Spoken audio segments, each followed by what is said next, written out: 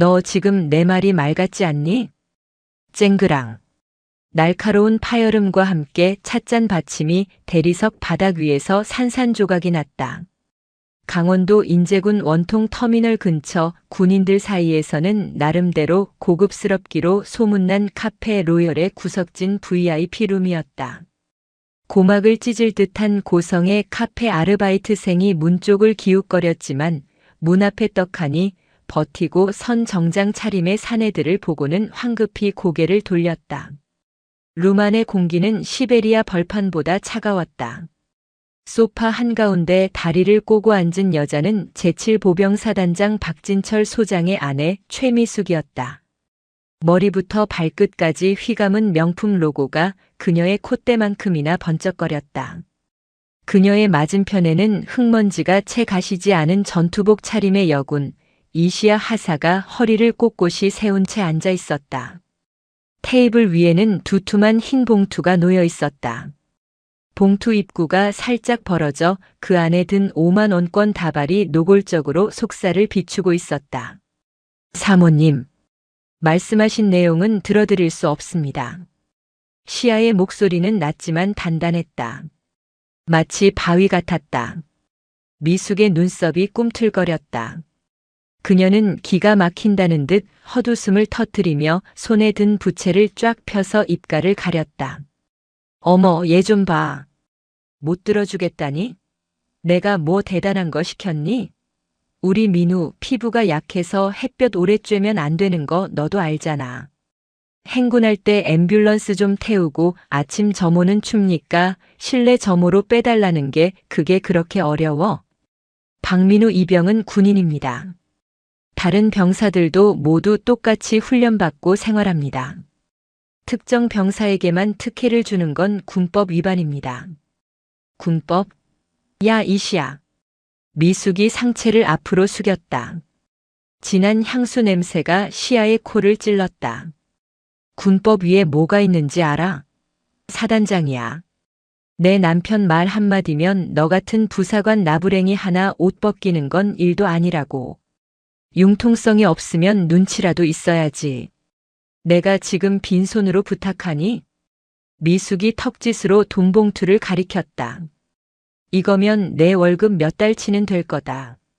촌 구석에서 고생하는데 이참에 차도 좀 바꾸고 피부과도 좀 다니고 그래야지. 여자가 피부가 그게 뭐니?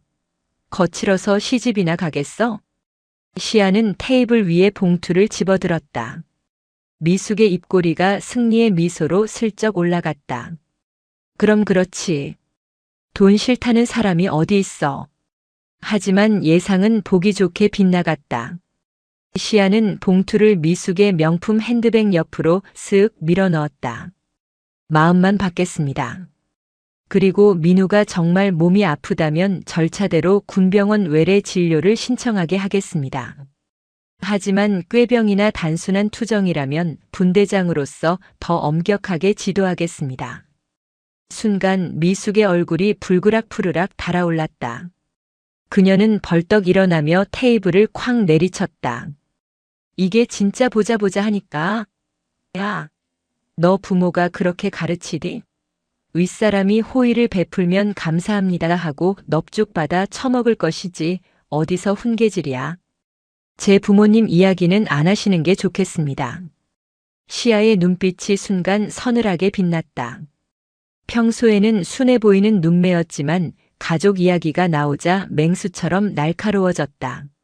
하지만 흥분한 미숙의 눈에는 그저 하찮은 하사의 반항으로만 보일 뿐이었다. 어쭈? 눈 안 깔아? 너 내가 누군지 몰라? 나 사단장 사모야. 이 사단 병력 전체가 내 남편 부하라고. 그 말은 곧 내 부하라는 소리야. 미숙의 고함이 좁은 룸 안을 쩌렁쩌렁 울렸다. 죄송하지만 사모님은 민간인이십니다. 제 직속 상관은 중대장님과 대대장님이지 사모님이 아닙니다. 뭐? 민간인? 미숙은 충격으로 말문이 막힌 듯 입을 뻐끔거렸다. 감히 내 앞에서 계급 타령도 모자라 민간인 취급을 해? 사단 내에서 여왕처럼 군림해온 그녀에게는 상상조차 할 수 없는 모욕이었다. 미숙은 부들부들 떨리는 손가락으로 시아의 코앞을 삿대질했다. 좋아. 아주 대단한 군인 나셨네. 그래, 내가 언제까지 그렇게 뻣뻣한지 보자. 내 아들 털끝 하나라도 상하게 하면 그땐 내가 내년 군복을 직접 찢어발겨 줄 테니까. 시아는 자리에서 일어나 절도 있게 경례를 붙였다. 그럼 복귀해 보겠습니다. 충성. 시아가 뒤도 돌아보지 않고 룸을 빠져나가자 미숙은 분을 이기지 못하고 테이블 위에 있던 물잔을 문 쪽으로 집어 던졌다. 와장창. 유리 조각이 사방으로 튀었다. 밖에서 대기하던 운전병과 수행원들이 깜짝 놀라 뛰어들어왔다. 사모님, 무슨 일이십니까? 다 꺼져. 꼴도 보기 싫으니까. 미숙은 씩씩거리며 휴대폰을 꺼내들었다. 단축번호 1번.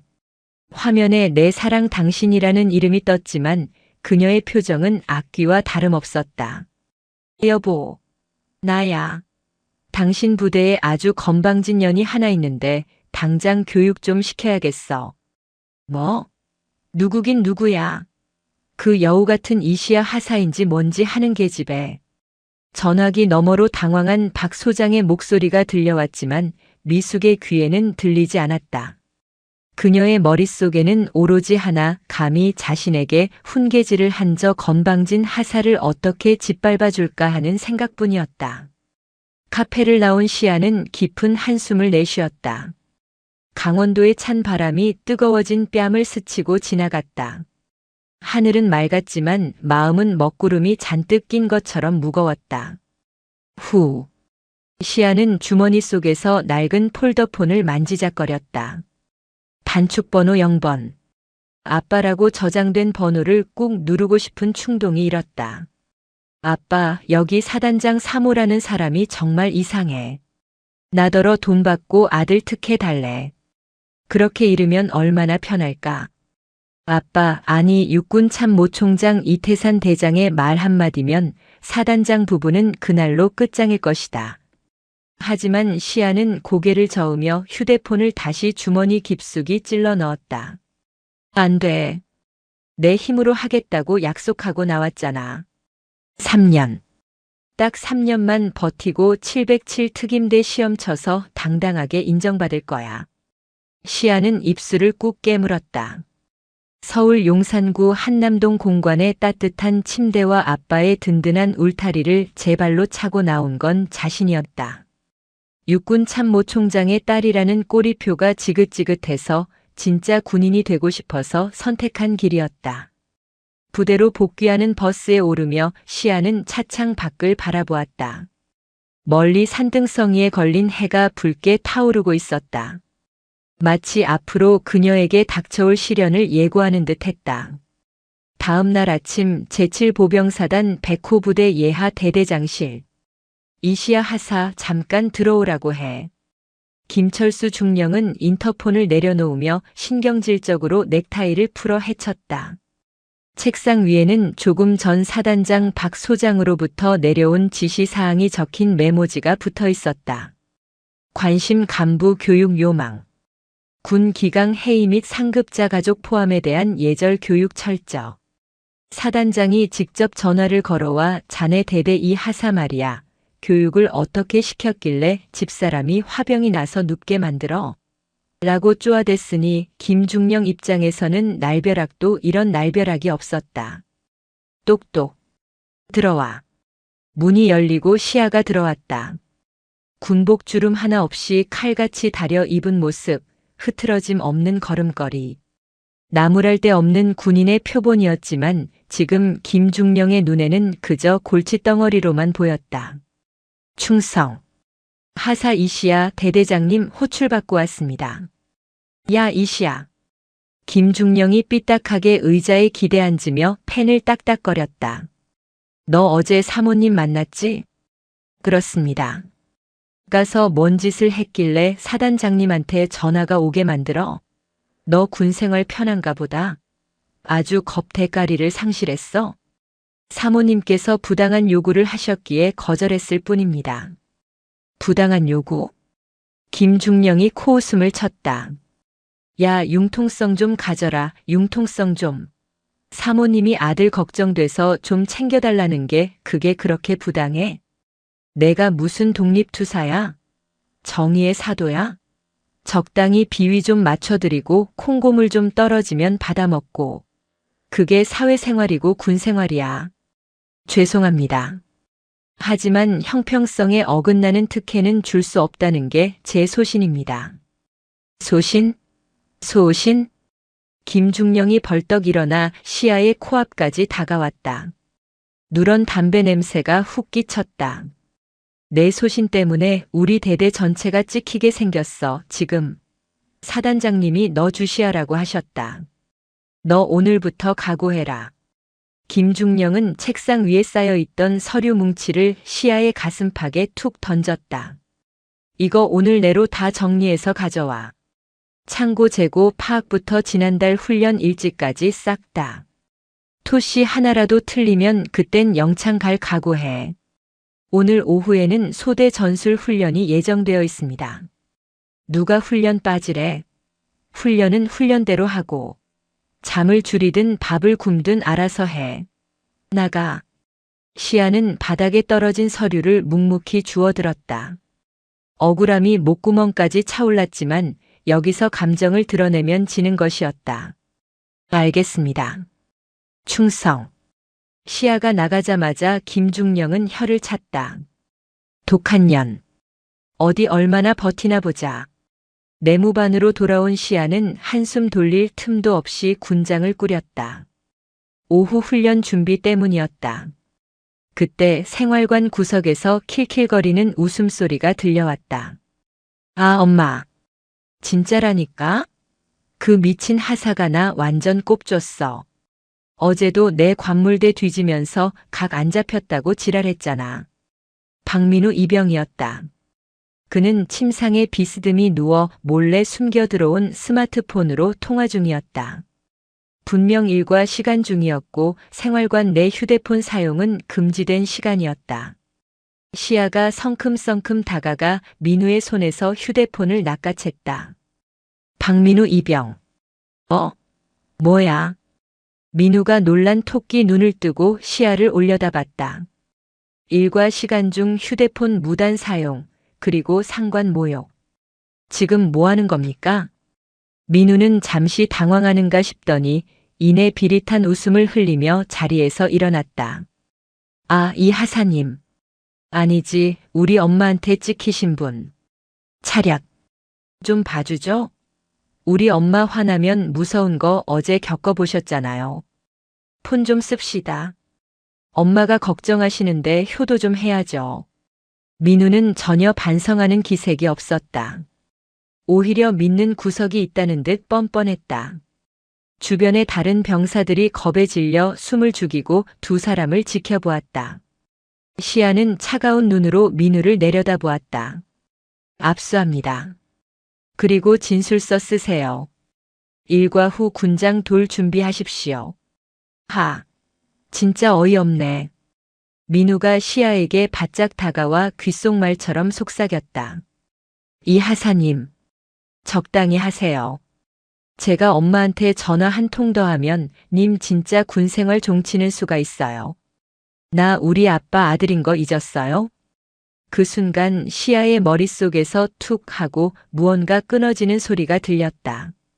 그녀는 민우의 눈을 똑바로 응시하며 나직이 말했다. 그래. 해봐. 어디 한번 끝까지 가보자.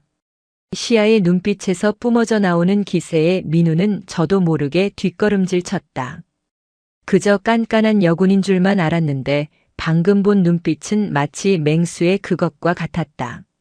하지만 민우는 몰랐다. 자신이 건드린 이 여군이 자신의 아버지가 쩔쩔매는 육군 참모총장이 가장 아끼는 막내딸이라는 사실을.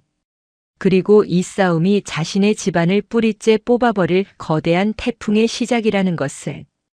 강원도 인제군의 겨울은 유난히 빨리 찾아왔다.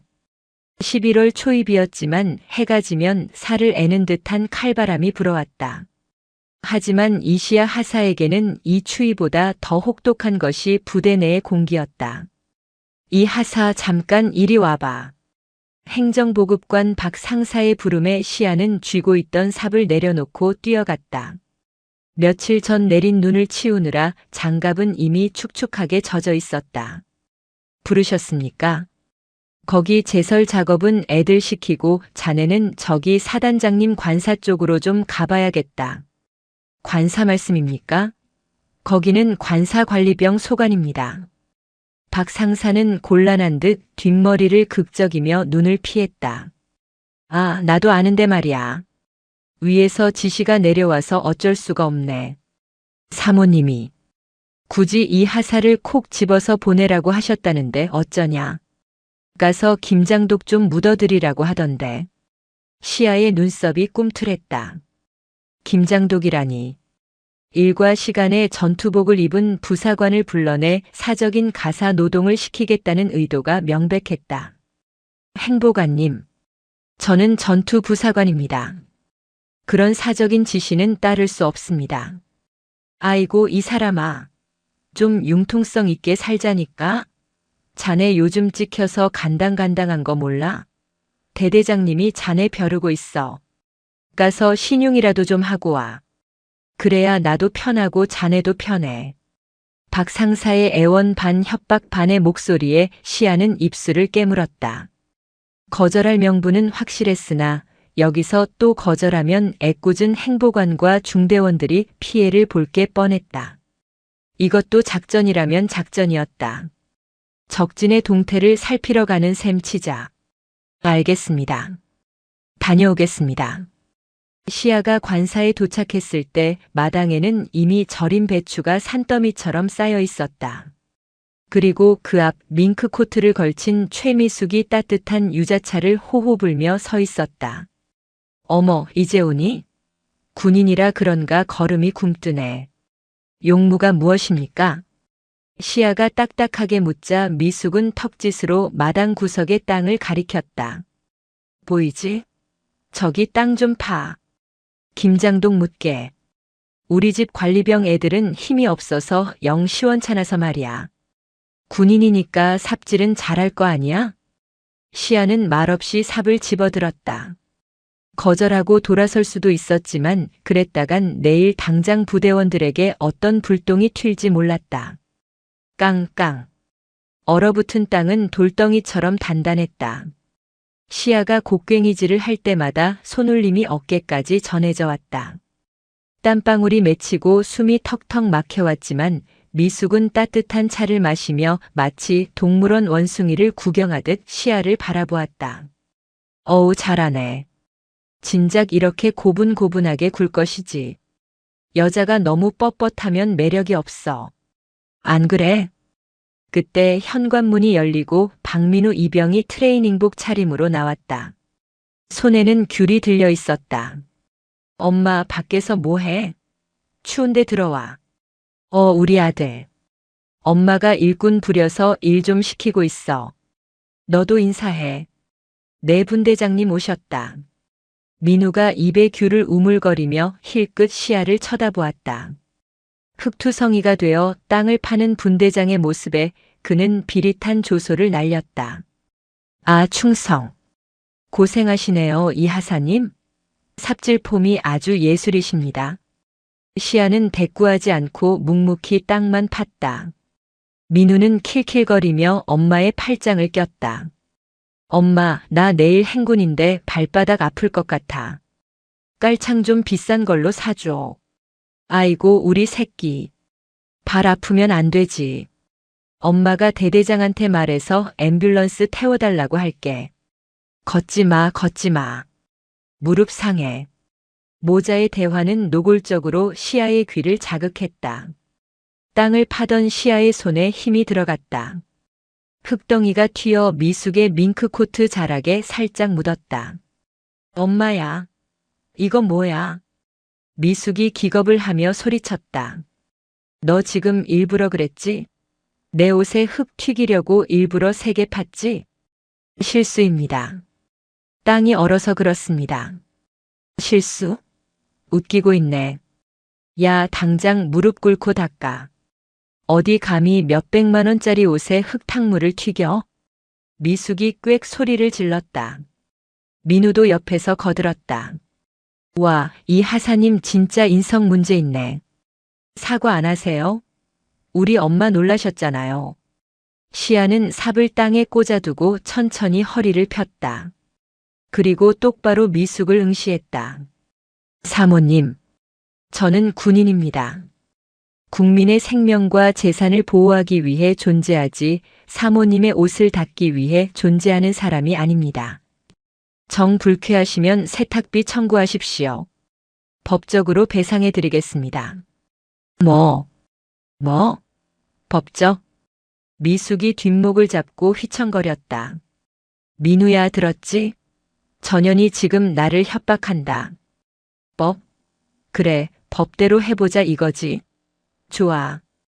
아주 끝장을 보자. 미숙의 눈에 살기가 돌았다. 그녀는 당장이라도 시아의 머리채를 잡고 싶었지만 꾹 참고 표독스러운 미소를 지었다. 더 잔인한 방법이 떠올랐기 때문이었다. 가라. 꼴도 보기 싫으니까 당장 내 눈앞에서 꺼져. 대신 내일 아침부터 내 군 생활이 지옥으로 변해도 원망하지 마라. 시아는 묵내를 하고 돌아섰다. 등 뒤로 미숙의 악담이 쏟아졌지만 그녀는 묵묵히 부대를 향해 걸었다. 주먹을 얼마나 세게 쥐었는지 손바닥에 손톱 자국이 깊게 패어 피가 맺혀 있었다. 다음 날부터 시작된 괴롭힘은 그야말로 치졸하고 집요했다. 아침 점호 시간. 중대장이 심각한 표정으로 단상에 섰다. 최근 부대 내에 불미스러운 소문이 돌고 있다. 간부가 병사에게 금품을 요구했다거나 특정 병사를 편애한다는 투서가 들어왔다. 중대장의 시선이 노골적으로 시아에게 머물렀다. 연병장의 도열한 병사들의 수군거림이 파도처럼 일렁였다. 이시야 하사. 하사 이시야. 오늘부로 자네 분대장 보직 해임이다.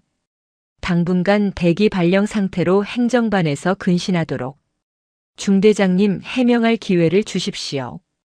저는 금품을 요구한 적이 없습니다. 오히려. 시끄러워. 감찰 조사가 끝날 때까지 입 다물고 있어.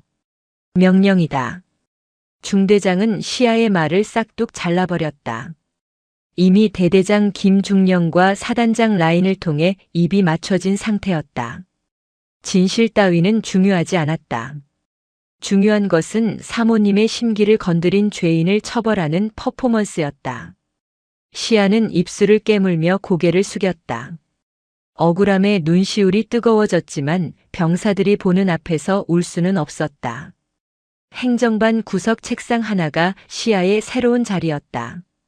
하지만 일거리는 주어지지 않았다. 그저 투명 인간 취급이었다. 동료 부사관들은 시아의 곁에 오기를 꺼렸다. 점심시간 식당에서도 마찬가지였다. 시아가 식판을 들고 자리에 앉으려 하자 먼저 앉아있던 하사들이 슬금슬금 자리를 피했다. 야, 자리 옮기자. 똥물 튀길라. 그러게 왜 사모님한테 대들어서. 쯧쯧. 주제 파악 좀 하지. 들으라는 듯이 내뱉는 비아냥거림. 믿었던 동기 김하사마저 시아와 눈이 마주치자 황급히 고개를 돌렸다.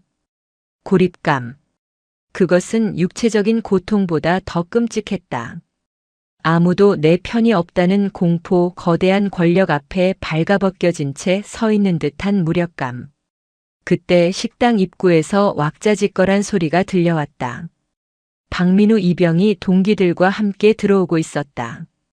그는 깁스를 한 팔을 과시하듯 흔들며 시아의 옆을 지나갔다. 아, 군생활 편하다. 역시 사람은 줄을 잘 서야 해. 안 그래요, 이 하사님? 아, 이제 분대장 아니시지? 민우는 킬킬거리며 시아의 식판을 툭 쳤다. 국물이 튀어 시아의 전투복에 얼룩이 졌다. 어이쿠, 미안합니다. 손에 힘이 없어서. 시아는 숟가락을 내려놓았다. 더 이상 밥이 넘어갈 것 같지 않았다. 참아야 한다. 여기서 폭발하면 저들이 원하는 대로 되는 거야. 시아는 속으로 숫자를 세며 호흡을 골랐다. 아버지의 얼굴이 떠올랐다. 시아야, 군인은 명예를 먹고 산단다. 그 어떤 순간에도 품위를 잃지 마라. 아버지가 임관식 날 달아주셨던 계급장이 오늘따라 무겁게 느껴졌다. 시아는 얼룩진 전투복을 닦아내며 다짐했다. 이대로 무너지지 않겠다고. 내가 잘못한 것이 없으니 반드시 바로잡겠다고. 그날 밤 시아는 아무도 없는 생활관 침상에 누워 수첩을 꺼냈다. 그리고 꼼꼼하게 기록을 시작했다. 11월 5일. 사단장 배우자 최미숙 금품 수수 시도 및 청탁. 거절하자 폭언. 11월 7일. 사적 지시관사 김장독 매설 및 인격 모독. 11월 8일. 중대장의 부당한 보직 해임 및 명예훼손. 박민우 입영. 상관 모욕 및 근무 태만. 볼펜을 쥔 손에 힘이 들어가 글씨가 삐뚤빼뚤했다. 이것은 단순한 일기가 아니었다. 훗날 이들을 심판대에 세울 칼날이 될 증거였다. 일주일 뒤 혹한기 전술 훈련이 시작되었다. 근신 중이던 시아에게도 훈련 참가는 허락되었다. 아니, 허락이라기보다는 괴롭히기 위한 수단이었다. 이시야 하사, 자네는 이번 훈련에서 탄약 관리관을 맡는다. 탄약통 메고 선두에서 이동해. 남성 군인들도 힘겨워하는 30kg짜리 탄약통을 메고 산악행군을 하라는 지시였다. 대놓고 골탕 먹이겠다는 심산이었다. 하지만 시아는 군말 없이 군장을 꾸렸다. 차라리 몸이 힘든 게 마음 편할 것 같았다. 강원도의 산악지형은 가팔랐다. 영하 15도의 추위 속에서 입김이 하얗게 얼어붙었다. 시아는 묵묵히 탄약통을 메고 걸었다. 어깨가 짓눌려 살점이 떨어져 나갈 것 같았지만 이를 악물고 버텼다. 문제는 야영지에서 터졌다. 박민우 이병이 텐트 안에서 핫팩을 터뜨리다 부주의로 침낭을 태워 먹은 것이다. 다행히 화재로 번지지는 않았지만 민우의 손등에 가벼운 화상이 생겼다. 아, 뜨거워. 아, 나 죽어. 엄마 불러줘. 민우는 마치 팔이 잘리기라도 한 것처럼 고래고래 소리를 질렀다. 의무병이 달려와 응급처치를 했지만 그는 막무가내였다. 이게 다 이시야 때문이야. 저 여자가 나한테 불량 핫팩 줬어. 일부러 나 엿먹이려고 그런 거라고. 말도 안 되는 억지였지만 대대장은 즉시 상부에 보고했다. 그리고 1시간도 채 지나지 않아 부대 위병소에 검은색 세단이 들이닥쳤다. 최미숙이었다. 그녀는 차에서 내리자마자 의무대로 직행했다. 그녀의 발에는 급하게 나왔는지 털이 달린 삼선 슬리퍼가 신겨져 있었다. 내 아들, 민우야. 어디 다쳤어? 의무대 천막을 젖히고 들어온 미숙은 손등에 붕대를 감은 민우를 보자마자 대성통곡을 했다. 아이고, 이 귀한 손에 흉지면 어떡해. 어떤 년이야? 어떤 년이 관리를 이따위로 했어. 그때 탄약 재고를 파악하고 돌아오던 시아가 천막 안으로 들어왔다. 탄약 반납 확인하러 왔습니다. 미숙의 고개가 획 돌아갔다. 그녀의 눈이 시뻘겋게 충혈되어 있었다. 너 잘 만났다.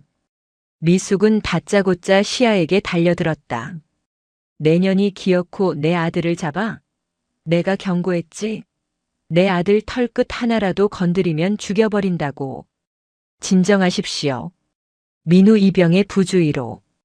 짝. 설명할 틈도 없었다. 미숙은 신고 있던 슬리퍼 한 짝을 벗어 시아의 뺨을 잇는 힘껏 후려쳤다. 둔탁하면서도 날카로운 파열음이 천막 안을 울렸다. 고무 밑창에 묻어있던 흙과 모래가 시아의 얼굴을 긁고 지나갔다. 순간 시아의 고개가 옆으로 돌아갔다. 뺨에서 화끈거리는 통증과 함께 비릿한 피맛이 입안에 감돌았다. 입술이 터진 것이다. 주변에 있던 의무관과 병사들이 모두 얼어붙었다. 민간인이, 그것도 사단장 부인이 제복 입은 군인을 폭행한 초유의 사태였다.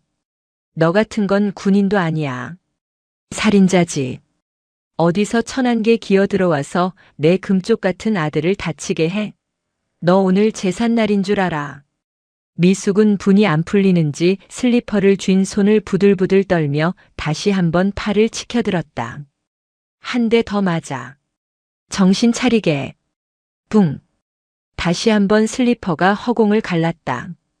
하지만 이번에는 타격음이 들리지 않았다. 탁. 시아가 미숙의 손목을 낚아챘기 때문이었다. 이거 놓지 못해?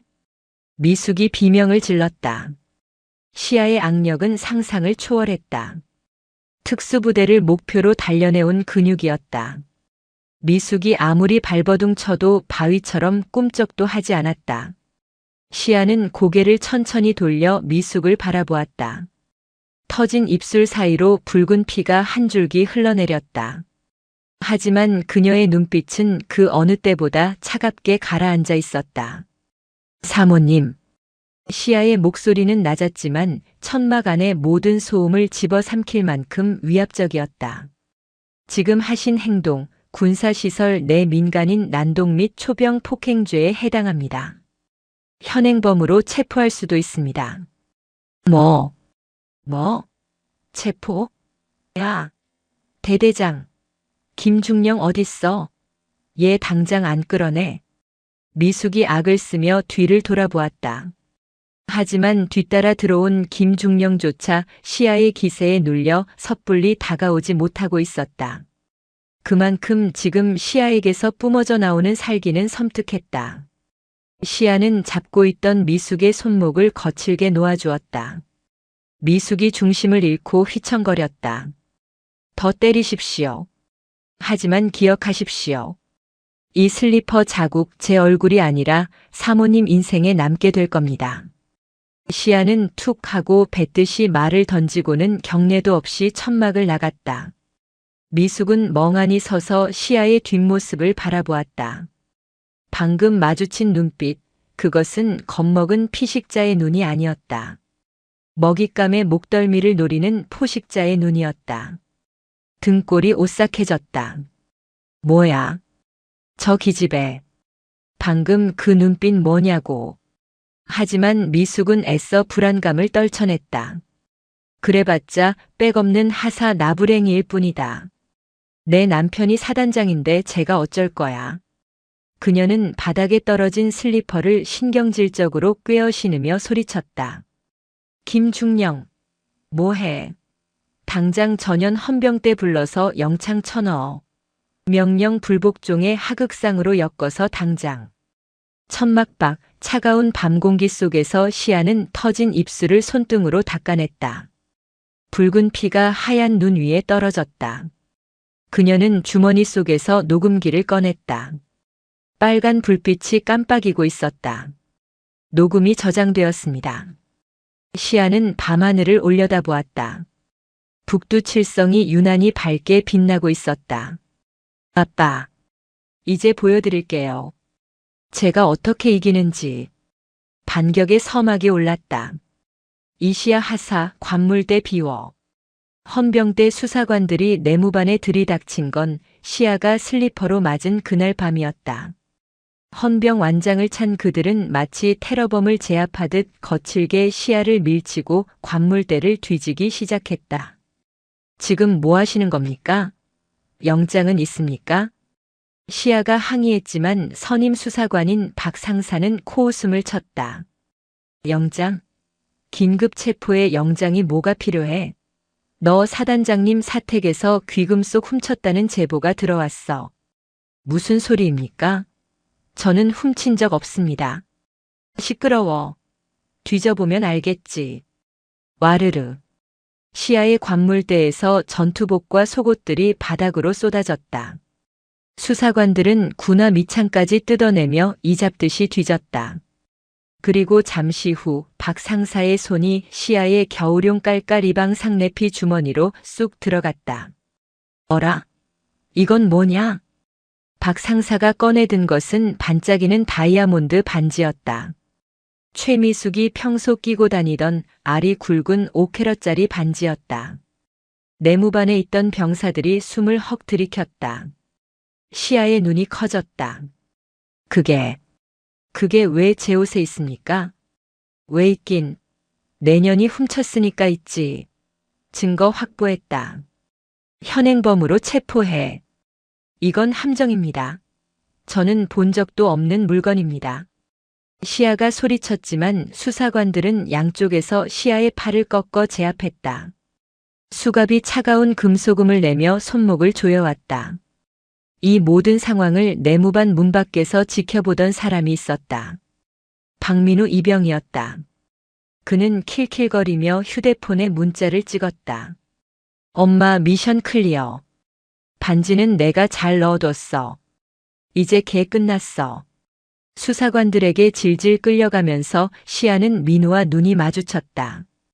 민우는 입모양으로 잘 가라라고 속삭이며 손을 흔들었다. 시아는 입술을 깨물었다. 터진 입술에서 다시 피가 배어나왔다. 이렇게 나온다 이거지? 도둑 누명까지 씌워서 나를 매장하겠다. 억울함에 가슴이 터질 것 같았지만 시아는 발버둥 치지 않았다. 오히려 차갑게 가라앉은 눈으로 그들의 얼굴 하나하나를 기억했다. 헌병대 조사실은 지하에 있었다. 창문 하나 없는 좁은 방 책상 하나와 의자 2개가 전부인 그곳은 냉기가 감돌았다. 자, 좋게 말할 때 불어. 견물생심이라고 사모님 반지가 탐나서 훔쳤습니다. 그리고 들킬까봐 사모님을 밀쳤습니다. 딱 이거잖아.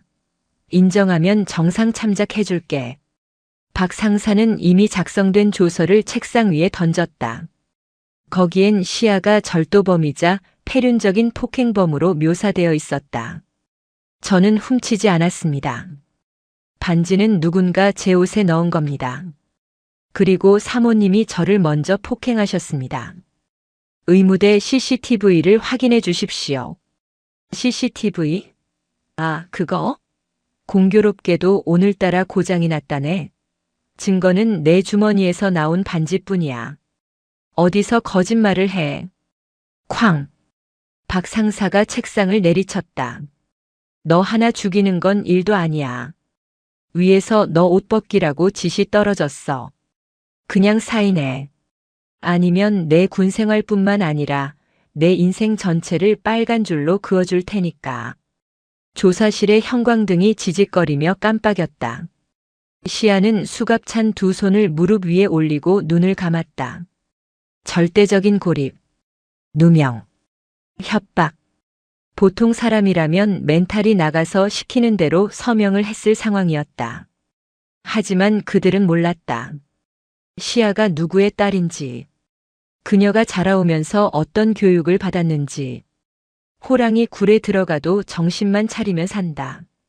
시아는 천천히 눈을 떴다. 변호인 선임을 요청합니다. 그리고 군 검찰에 정식으로 수사를 의뢰하겠습니다.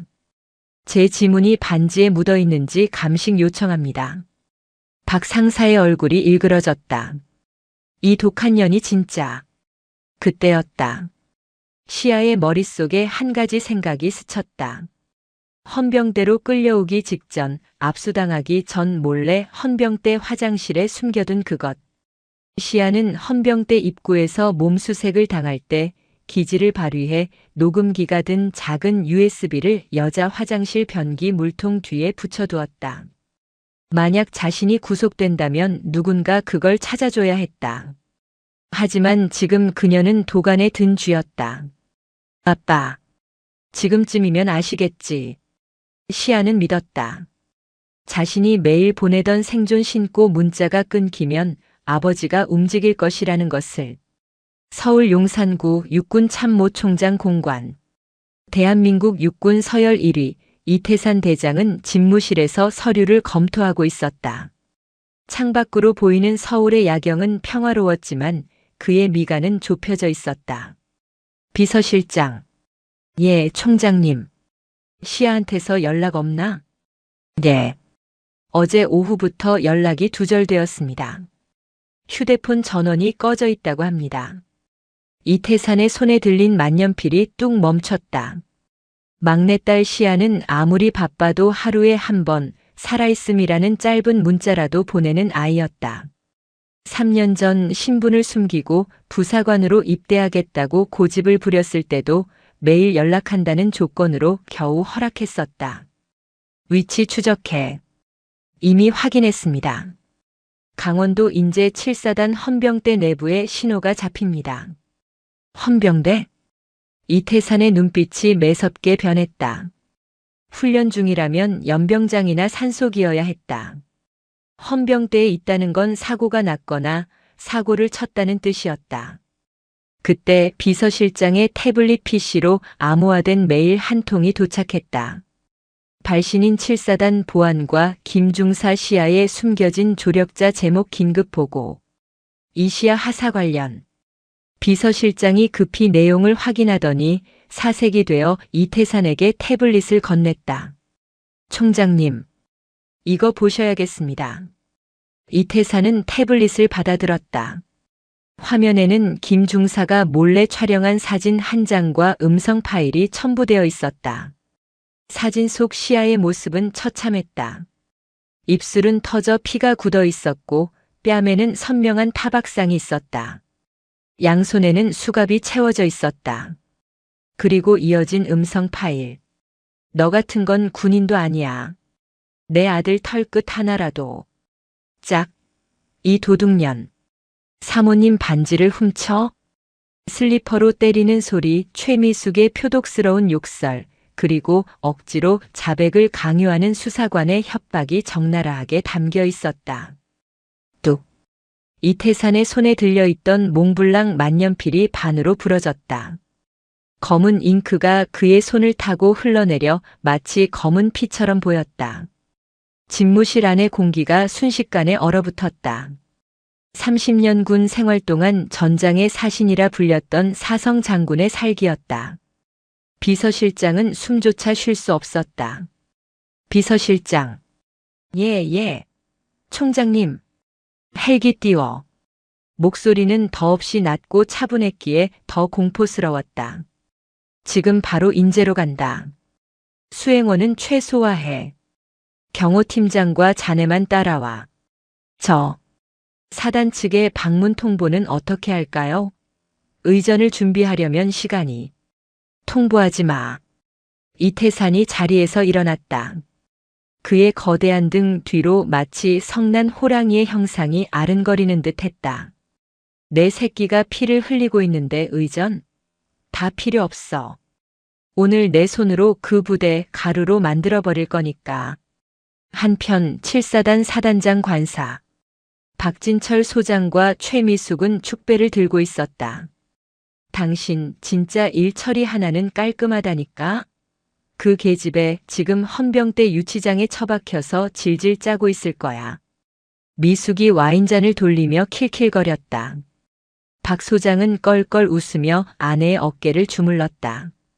아이고, 우리 사모님 심기를 건드리면 어떻게 되는지 본보기를 보여줘야지. 김중령한테 보고받았어. 절도죄로 엮어서 내일 바로 구속영장 청구한대. 그리고 불명예 전역시키고 밖에서도 취직 못하게 만들 거야. 아유, 속이 다 시원하네. 그년 눈빛 봤어? 끝까지 바락바락 대드는데 어찌나 재수가 없던지. 내가 슬리퍼로 뺨을 갈겼는데도 눈을 똑바로 뜨고 쳐다보더라니까. 허허, 독종이구만. 걱정 마. 이제 그년 인생은 끝났어. 감히 사단장 와이프한테 덤벼. 그때 거실의 전화벨이 요란하게 울렸다. 헌병대장이었다. 김대령. 왜? 자백 받아냈어? 박 소장이 여유롭게 전화를 받았다. 하지만 수화기 너머의 목소리는 파랗게 질려 있었다. 사단장님, 큰일 났습니다. 뭐야? 호들갑 떨지 말고 보고해. 지금 상황실 레이더에 미확인 헬기가 접근 중입니다. 피하 식별 결과. 육군 본부 소속입니다. 호출 부호가 암이 원암 E-1입니다. 뭐라고? 박 소장의 손에서 와인잔이 툭 떨어졌다. 붉은 와인이 흰 카펫 위로 핏물처럼 번져나갔다. 암이원. 그것은 대한민국 육군에서 단 한 사람, 육군 참모총장이 탔을 때만 부여되는 호출 부호였다. 야, 이 미친놈아. 총장님이 이 밤중에 여길 왜 와? 예고도 없이. 그게 이미 부대 상공에 진입했습니다. 착륙까지 3분 남았습니다. 으악. 박 소장은 비명을 지르며 소파에서 굴러떨어졌다. 여보, 왜 그래? 무슨 일이야?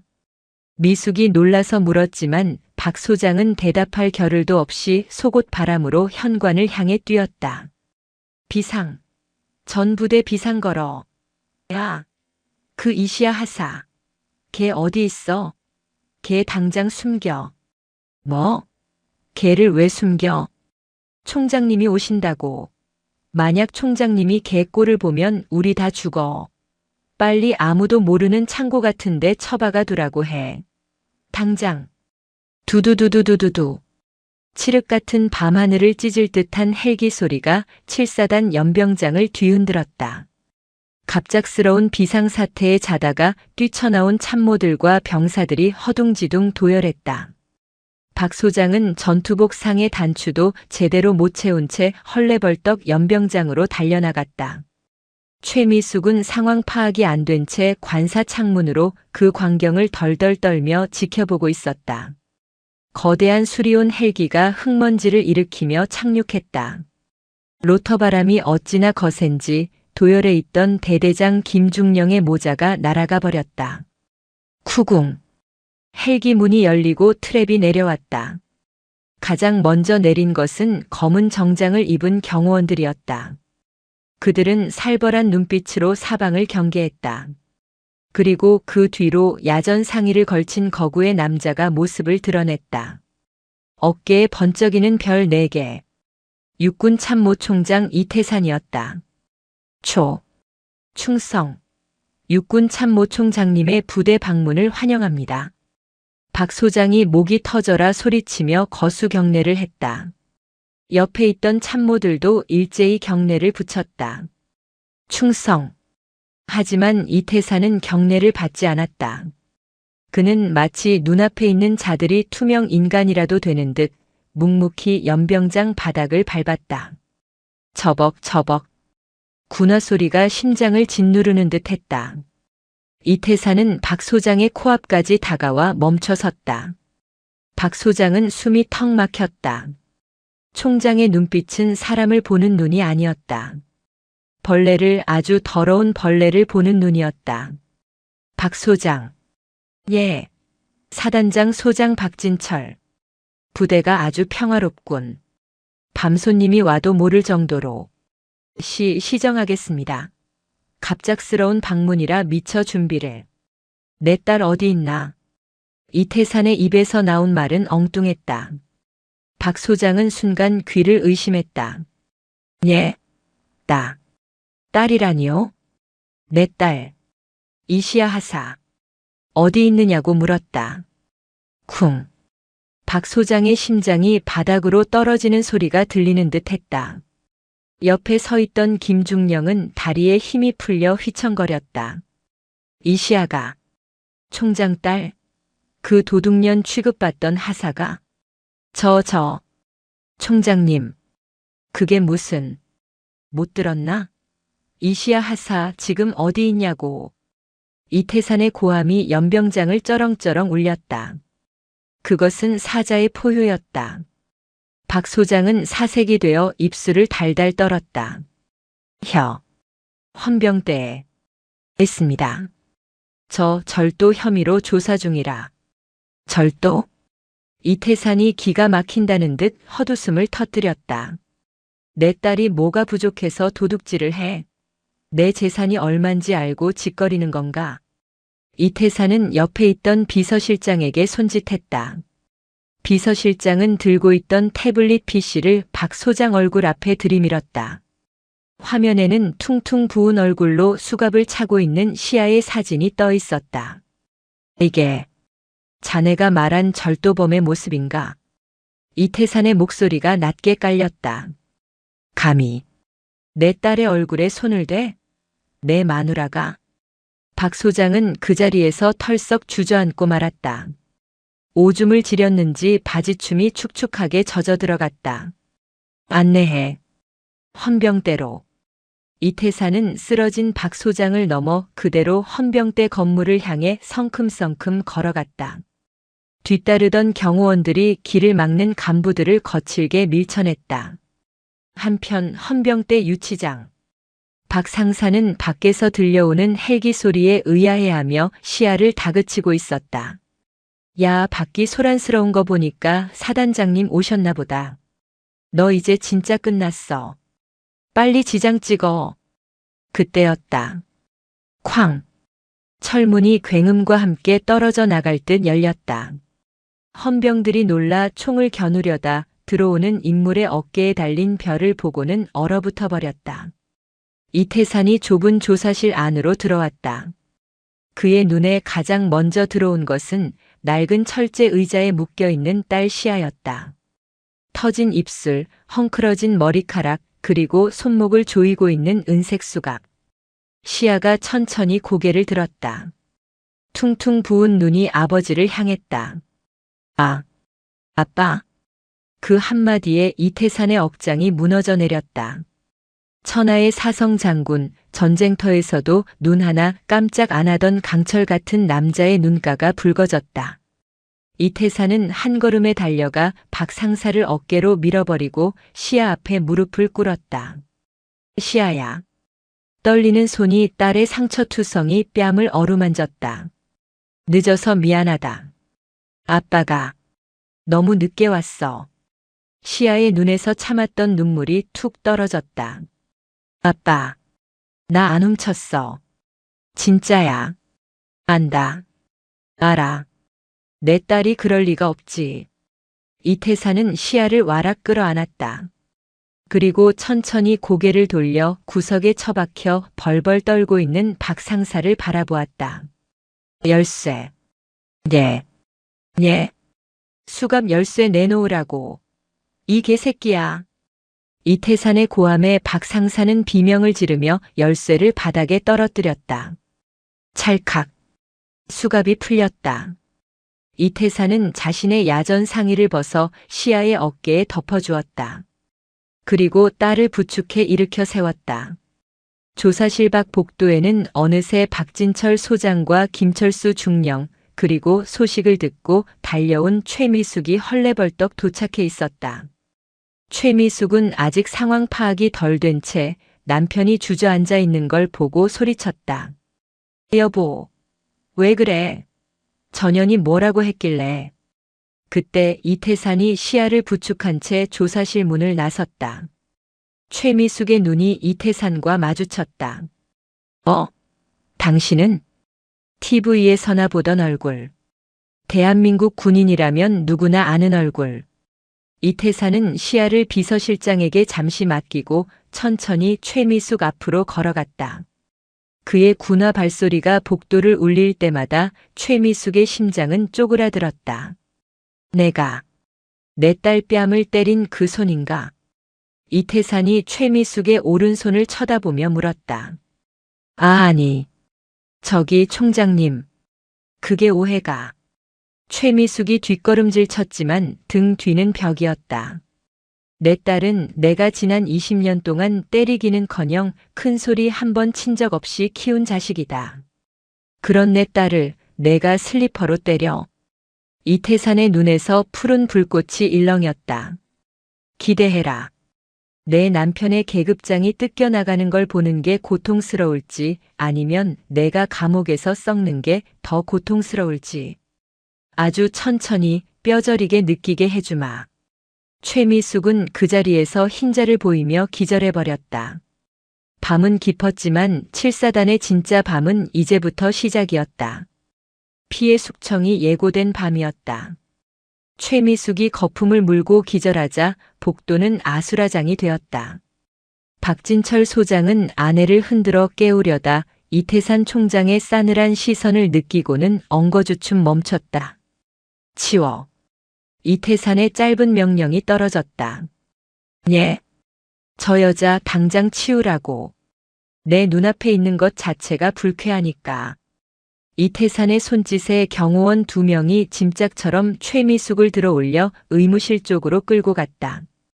박 소장은 아내를 따라가지도 못하고 발만 동동 구를 뿐이었다. 이태산은 헌병대장에게 고개를 돌렸다. 헌병대장은 식은땀으로 범벅이 된 채 차렷 자세로 떨고 있었다.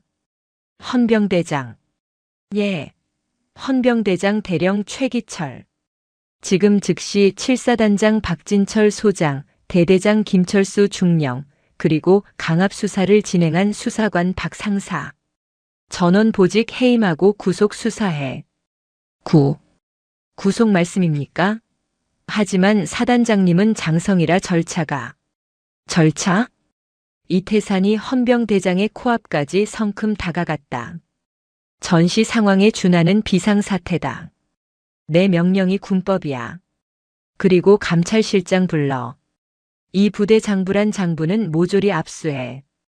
횡령, 청탁, 갑질. 먼지 하나까지 다 털어. 알겠습니다. 헌병대장은 우렁차게 대답하고는 곧바로 부하들에게 손짓했다. 방금 전까지 사단장에게 굽실거리던 헌병들이 이제는 사단장의 양팔을 결박했다. 이건 무효야.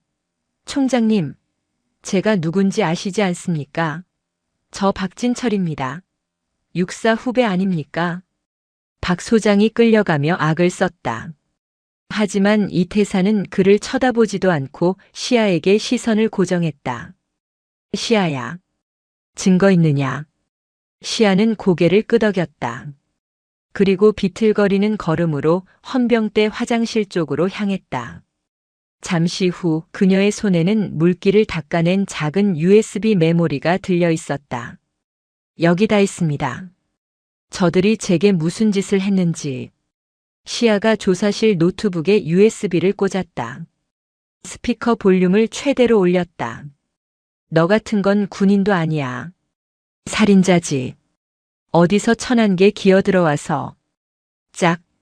날카로운 타격음이 조사실을 가득 채웠다. 이거 안 치워? 당장 영창 보내기 전에 꺼져. 최미숙의 표독스러운 목소리가 흘러나오자 조사실에 남아있던 간부들의 얼굴이 흑빛으로 변했다. 하지만 이게 끝이 아니었다. 대대장님, 이시야 하사 좀 밟아주세요. 우리 민우가 걔 때문에 길을 못 펴요. 걱정 마십시오, 사모님. 제가 아주 군생활 못하게 만들어버리겠습니다. 김철수 중령과 최미숙의 통화 내용까지 생생하게 재생되었다. 구석에 무릎 꿇고 있던 김중령은 바닥에 머리를 박으며 오열했다. 죽을 죄를 지었습니다. 시키는 대로 했을 뿐입니다. 이태산은 노트북을 탁 덮었다. 더 들을 것도 없군. 그는 뒤를 돌아 끌려가던 박 소장을 세웠다. 박진철. 내 마누라가 내 딸 뺨을 때릴 때 넌 뭘 했나? 낄낄거리고 있었나? 그게 아닙니다. 저는 정말 몰라. 몰랐다면 무능한 거고 알았다면 공범이다. 둘 다 군복 입을 자격 없어. 이태산은 직접 박 소장의 어깨에 손을 뻗었다. 그리고 번쩍이는 투스타 계급장을 거칠게 뜯어냈다. 찍. 옷감이 찢어지는 소리와 함께 박 소장의 어깨가 허전해졌다. 내가 평생 목숨 걸고 달았던 이 계급장. 내 처신 하나 잘못해서 날아간 거야. 원망하려면 내 아내와 내 비겁함을 원망해라. 박 소장은 바닥에 주저앉아 통곡했다. 평생 쌓아올린 탑이 무너지는 순간이었다. 이때 의무실에서 깨어난 최미숙이 비틀거리며 달려왔다. 머리는 산발이 되고 눈화장은 번져서 귀신 같은 몰골이었다. 총장님, 제가 잘못했습니다. 제발 한 번만 용서해 주세요. 최미숙은 이태산의 바짓가랑이를 잡으려 했다. 하지만 경호원들이 그녀를 가로막았다. 이시야 하사님, 아니 아가씨, 내가 미쳤었나 봐요. 우리 민우 봐서라도 제발. 시아가 천천히 최미숙 앞으로 걸어갔다. 그녀는 아직 수갑에 쓸린 손목이 붉게 부어 있었다. 사모님. 시아의 목소리는 차분했다. 민우 봐서라도요? 그럼 민우한테 물어보죠. 시아는 헌병에게 눈짓했다. 잠시 후 생활관에서 자고 있던 박민우 이병이 끌려왔다. 그는 분위기가 심상치 않음을 감지하고 사시나무 떨듯 떨고 있었다. 박민우 이병. 이 이병 박민우. 내 어머니가 내 관물대에 반지 넣으라고 시켰나? 민우의 눈동자가 심하게 흔들렸다. 엄마를 보면 살려달라는 눈빛을 보내고 있었고 아빠는 계급장이 뜯겨나간 채 울고 있었다. 그리고 눈앞에는 전설적인 육군 참모 총장이 서 있었다. 이태산이 낮게 으르렁거렸다. 사실대로 말하면 참작해주겠다. 하지만 거짓말하면 너도 공범으로 군사재판이다. 민우는 털썩 무릎을 꿇었다. 지가 그랬습니다. 엄마가 시켰어요. 안 그러면 용돈 끊는다고. 반지는 엄마가 면회 왔을 때 몰래 줬습니다. 저는 억지로 한 겁니다. 이 나쁜 자식아. 최미숙이 비명을 질렀다. 내가 널 어떻게 키웠는데. 내가 감히 애미를 팔아? 엄마 때문이잖아. 엄마가 시키는 대로 했다가 우리 집 다 망했잖아. 서로를 물어뜯는 모자의 추악한 모습. 시아는 씁쓸한 표정으로 그들을 내려다보았다. 보셨죠? 이게 사모님이 그토록 자랑하던 귀한 아들의 실체입니다. 시아는 아버지 이태산을 바라보며 말했다. 아빠, 이제 가요. 여기 공기가 너무 탁해서 숨을 못 쉬겠어. 이태산은 고개를 끄덕이며 딸의 어깨를 감싸 안았다. 그래. 가자. 나머지는 법이 심판할 거다. 두 부녀가 헌병대 건물을 빠져나갈 때 등 뒤에서는 최미숙의 절규와 박 소장의 통곡 소리가 끊이지 않았다. 밤하늘의 별들은 그 어느 때보다 차갑게 빛나고 있었다. 한 달 후, 대한민국 뉴스는 갑질 장군 부부의 몰락이라는 헤드라인으로 도배되었다. 7사단장 부부 뇌물 수수 및 부하 직원 폭행 혐의로 구속 기소 육군 참모 총장의 딸 신분 숨기고 복무. 갑질 피해 사실 드러나 충격. 세상은 떠들썩했다. 박진철 전 소장은 불명예 전역은 물론 연금 박탈, 징역 3년을 선고받았다. 최미숙은 특수폭행, 무고죄, 뇌물공여 등 죄목이 10가지가 넘어 징역 5년이 확정되었다. 대대장 김철수 역시 파면되어 군복을 벗었다. 박민우는 타 부대로 전출갔지만 폐륜아이자 내부 고발자라는 낙인이 찍혀 관심병사로 남은 군 생활을 고통 속에 보내야 했다. 시아는 국군 수도병원에서 치료를 마치고 퇴원했다. 입술의 상처는 아물었지만 흉터는 희미하게 남았다. 시아야. 이태산이 병실 짐을 챙기는 딸을 불렀다. 이제 그만하면 됐다. 본부 인사과에 자리를 마련해뒀어.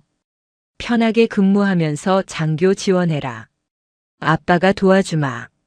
시아는 개어놓은 전투복을 가방에 넣으며 고개를 저었다. 아니요, 아빠. 저 전출 지원했어요. 전출? 어디로 말이냐? 특수전 사령부 707 특수임무단이요. 다음 주에 선발 테스트 있어요. 이태산의 눈이 커졌다. 707은 여군 중에서도 인간 병기들만 모이는 곳이었다. 거기가 얼마나 힘든 곳인지 알고 하는 소리냐? 내 몸도 아직 성치 않은데. 이번 일 겪으면서 깨달았어요. 제가 약해서 당한 거라고요. 아빠 딸이라는 배경 없이도 누구도 함부로 건드릴 수 없는 진짜 강한 군인이 되고 싶어요. 시아의 눈빛은 단단했다. 예전의 순둥이 하사가 아니었다. 슬리퍼에 맞고 수갑을 차며 겪었던 수모가 그녀를 강철처럼 단련시켰다.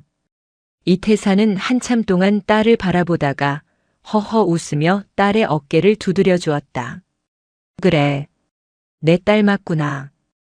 호랑이 새끼가 고양이 흉내를 낼 수는 없지. 가서 보여줘라. 이태산의 딸이 어떤 군인인지. 감사합니다. 충성. 며칠 뒤 서울 구치소 접견실. 이시야 하사는 정복을 말끔하게 차려입고 유리병 너머의 여자를 바라보았다. 푸른 수의를 입은 최미숙.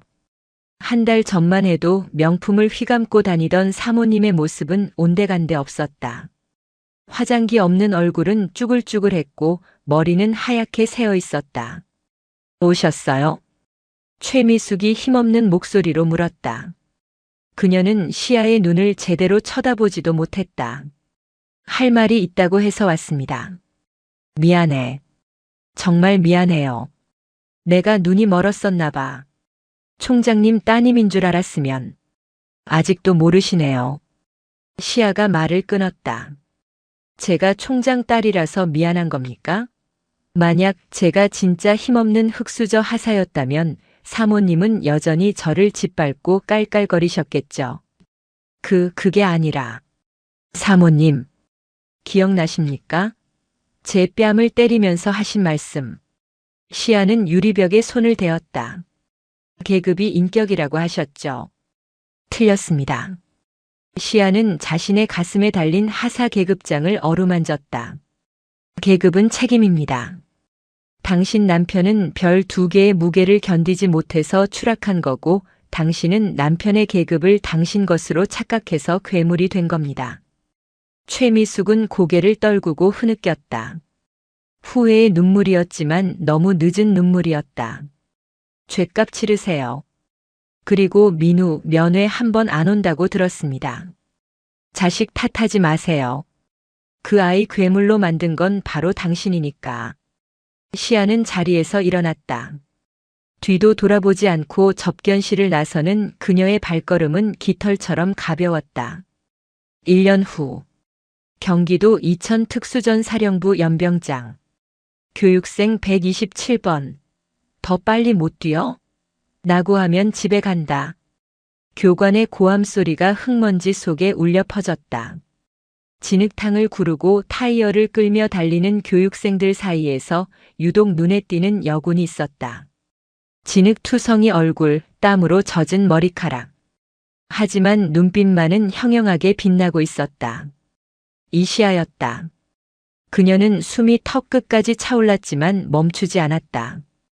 1년 전 차가운 유치장에서 다짐했던 그날의 약속이 그녀의 다리를 움직이게 했다. 나는 누군가의 딸이 아니다. 나는 대한민국 육군 하사 이시아다. 결승선이 보였다. 시아는 마지막 힘을 짜내어 질주했다. 악, 악, 악.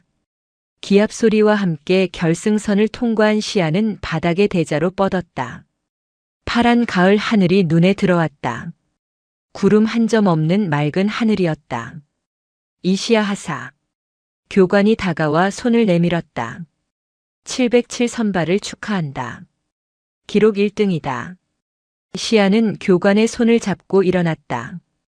온몸이 부서질 듯 아팠지만 입가에는 환한 미소가 번졌다. 그것은 복수에 성공했을 때의 짜릿함보다 더 값진 스스로 쟁취해낸 승리의 미소였다. 멀리서 불어오는 바람에 흙냄새가 실려왔다. 시아는 끈을 질끈 동여매고 다시 뛰기 시작했다. 그녀의 군 생활은 이제부터가 진짜 시작이었다.